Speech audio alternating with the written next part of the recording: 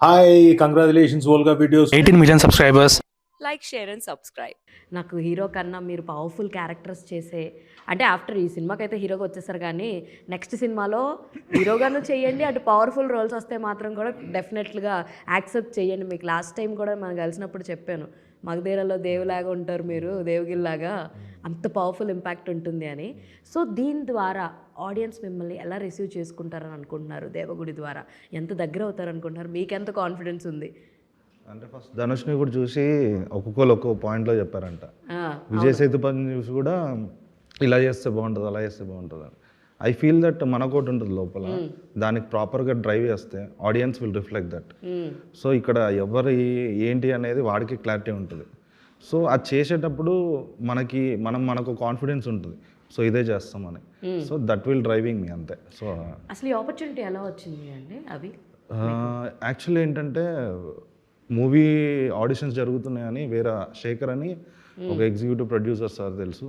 So వాళ్ళు మాట్లాడుతూ ఉంటే పలానా ఇక్కడ ఉంది అమ్మ, ఒకసారి వెళ్ళి ఆడిషన్ ఇవ్వ అని చెప్పారు. ఓకే. అయితే ఆడిషన్ ఇవ్వడానికి వెళ్ళినప్పుడు సార్ వాళ్ళ దగ్గర ఆడిషన్ జరుగుతుందంటే ఆ రోజు వాళ్ళ మేనేజర్తో మాట్లాడి ఎర్లీ మార్నింగ్ ఆడిషన్ ఉంది రండి అని చెప్పారు. సో 7:30కి అట్లా వచ్చేసే అమ్మ అని చెప్పారు. ఓకే. సో అప్పుడు నాకు నైట్ కాల్ వచ్చింది, నేను జహీరాబాద్లో ఉండే. ఓకే. సార్ వాళ్ళది మణికొండ. మా జహీరాబాద్ నుంచి నైట్ కాల్ వచ్చిన 10 నిమిషాలకే అక్కడ నుంచి డైరెక్ట్గా మన హైదరాబాద్కి వచ్చి అదే ఎస్ఆర్ నగర్ దగ్గరకు వచ్చి అక్కడ మళ్ళీ నైట్, ఎందుకంటే ఫ్రెష్గా వెళ్ళాలి కదా ఆడిషన్ అంటే. సో అక్కడ మా పేరెంట్స్ ఉన్నారు, వాళ్ళని కార్ అక్కడే పెట్టేసి వాళ్ళని అక్కడే డ్రాప్ చేసి నేను ఇక్కడికి వచ్చి ఇక్కడ నుంచి మళ్ళీ మార్నింగ్ రెడీ అయిపోయి 7:10కి ఎగ్జాక్ట్ 7:10 మధ్యలో వెళ్ళిపోయా. సో అప్పుడు సార్ ఆడిషన్ వచ్చారు, ఆడిషన్ అమ్మ అన్నారు. సరే ఏదైనా సీన్ చెప్పండి చేస్తాను అన్నాను. అంటే నీకు వచ్చింది చేయమ్మా అన్నారు.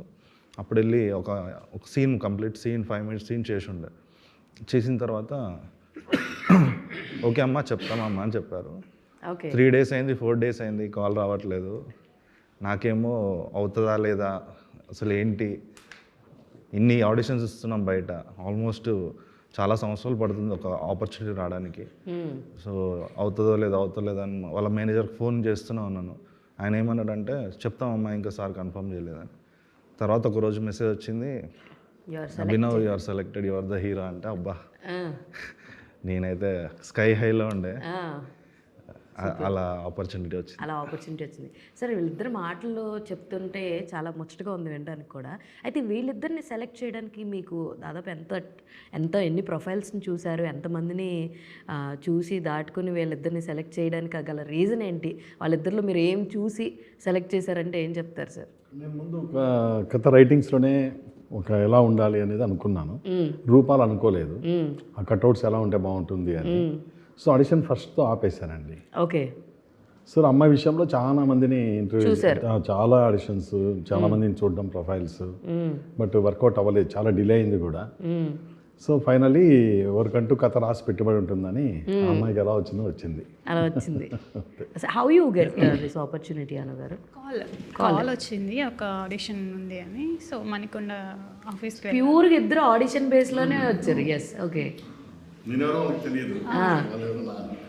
నిన్న కూడా మేము వస్తే ఇద్దరు సంథింగ్ మెట్రో వాళ్ళు కొంతమంది ఎవరు వచ్చారు, సార్ని అంటున్నారు, ఎవరండి మీ రిలేటివా అంటున్నారు.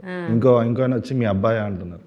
అంటే ఒక హీరోగా ఒక పర్సన్ సెలెక్ట్ చేస్తున్నారంటే జస్ట్ జనరల్ టాక్ ఏంటి, మీ రిలేటివ్, వాళ్ళ ఫ్రెండ్, వాళ్ళ అబ్బాయి, లేదంటే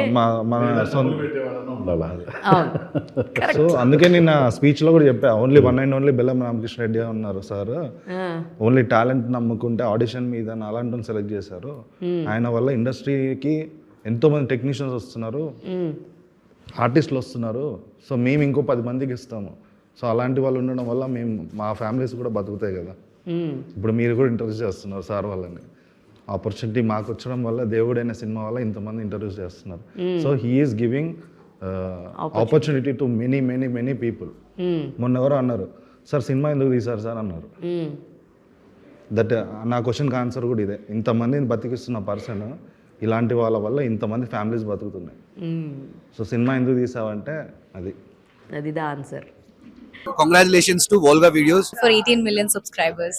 Do subscribe to Volga Videos.